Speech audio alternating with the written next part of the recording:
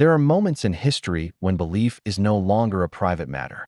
Moments when faith is tested in the public square. Moments when obedience to God collides directly with obedience to authority. The story of the golden statue is one of those moments. It's the story of a king who wanted unity through fear, a nation pressured to bow down, and three young men who chose faith over survival.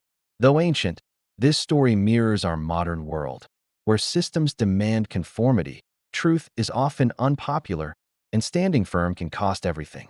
This isn't just a Bible story. It's a warning, a challenge, and a mirror for us all. Welcome to Babylon, the undisputed superpower of its time. Its walls were legendary, its wealth was unmatched, and its influence spanned the known world.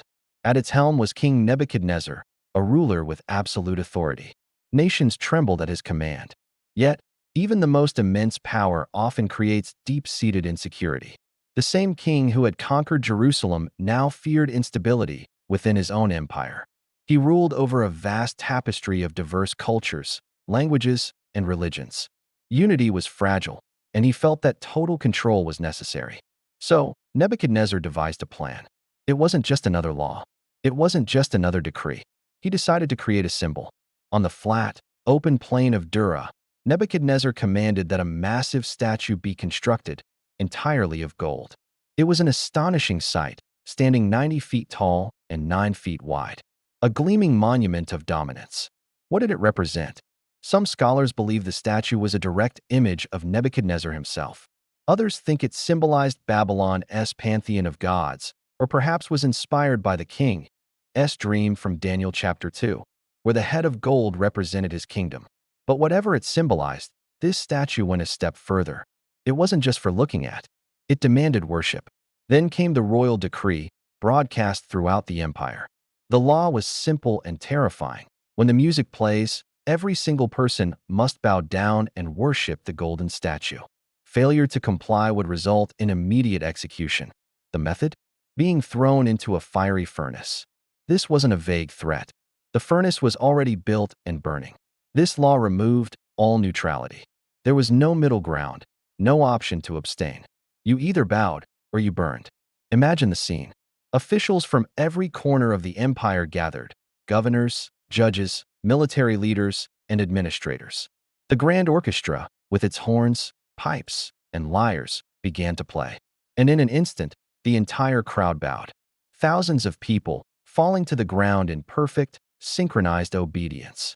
Did they all believe in the statue? Unlikely. They bowed because they were afraid. This is how social pressure works. When everyone else is bowing, standing up suddenly feels incredibly dangerous. It isolates you. It makes you a target. But among the vast, bowing crowd, three figures remained standing.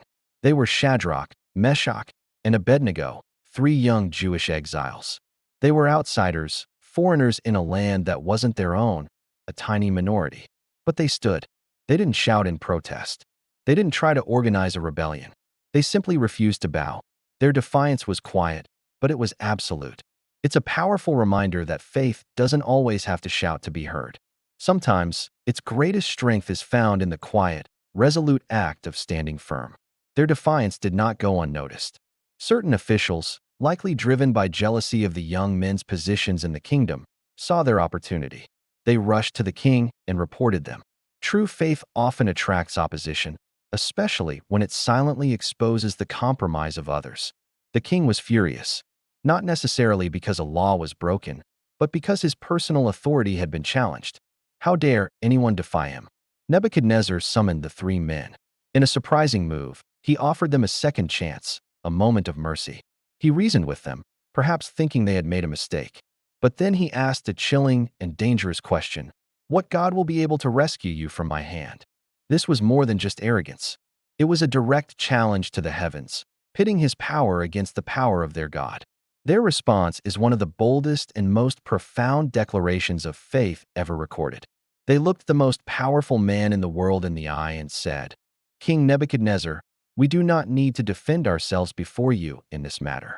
If we are thrown into the blazing furnace, the God we serve is able to deliver us from it, and he will rescue us from your majesty's hand. But even if he does not, we want you to know, your majesty, that we will not serve your gods or worship the image of gold you have set up. This is mature faith. It's a faith that trusts God's character, not a specific outcome. A faith that is committed to obedience, no matter the results. The king's sliver of mercy vanished, replaced by pure rage. He commanded that the furnace be heated 7 times hotter than usual. He ordered his strongest soldiers to bind Shadrach, Meshach, and Abednego and throw them into the inferno. The heat was so intense that the flames killed the very soldiers who carried out the order. The 3 men, bound in ropes, fell into the heart of the fire. And for a moment, it seemed their story had come to a tragic end. But then, something extraordinary happened. The king leaped to his feet, his face a mask of shock and disbelief. He turned to his advisors, his voice trembling. "Didn't we throw 3 men, bound, into the fire?" They confirmed they had. "Look," he exclaimed, "I see 4 men walking around in the fire, unbound and unharmed. And the 4th looks like a son of the gods." The fire, meant to be an instrument of death, did not consume them. Instead, it freed them. The very thing that was meant to destroy them became a stage for God's glory. Nebuchadnezzar, humbled and astonished, approached the opening of the furnace. He called them out by name, and they emerged, completely unharmed. There were no burns on their bodies. Their hair wasn't singed. Their clothes didn't even smell of smoke. Nothing was damaged. The only things the fire had burned away were the ropes that had bound them. It's a profound truth. Sometimes God doesn't remove us from the fire. He meets us in it and uses it to burn away our bondage. The king who had challenged God was now a witness to his power.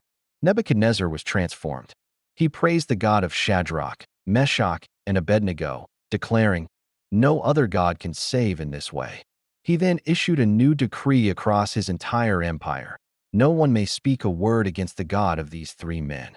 The same mouth that had demanded idolatrous worship now spoke words of truth and praise. The testimony of 3 faithful men had changed the heart of a king and the law of an empire. So why does this ancient story matter so much to us today? Because the golden statues we face are still very real. They just aren't made of gold anymore. Today's statues are made of career advancement, social approval, political pressure, and shifting cultural trends. We are constantly pressured to bow down to the fear of being canceled, of being misunderstood, of losing our status. And the question remains exactly the same. Will you bow or will you stand? The lessons from the fire are timeless. Standing for God may indeed cost you something. True faith understands that God is able, but it refuses to manipulate him for a desired outcome. The fire reveals what truly binds us and sets us free. And ultimately, God's presence in the midst of our trials outweighs any threat we could ever face. Every generation faces its own plane of Dura, its own golden statue.